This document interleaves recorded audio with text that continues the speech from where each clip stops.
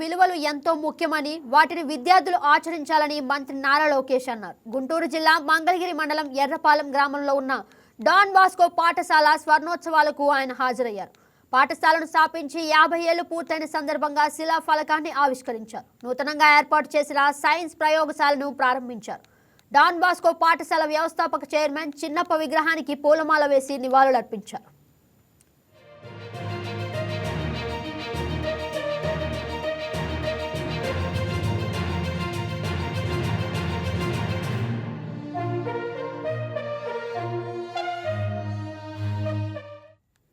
మంత్రి నారా లోకేష్ పాఠశాల విద్యార్థులను ఆత్మీయంగా పలకరించారు. వారిలో ఒకరిగా కలిసిపోయి ముచ్చట్లు పెట్టారు. పిల్లలు ఎలా చదువుకుంటున్నారో ఆటపాటలు కూడా ఉన్నాయా అంటూ ఆప్యాయంగా మాట్లాడారు.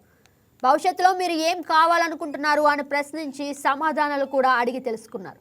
భవిష్యత్తు లక్ష్య సాధన కోసం ఇష్టంగా చదువుకోవాలని విద్యార్థులకు సూచించారు. అనంతరం పాఠశాల ఆవరణలో నూతనంగా ఏర్పాటు చేసిన అత్యాధునిక ప్రయోగశాలను ప్రారంభించారు. ప్రయోగశాల వల్ల విద్యార్థుల్లో సైన్స్ టెక్నాలజీ పట్ల ఆసక్తి పెరుగుతుందన్నారు.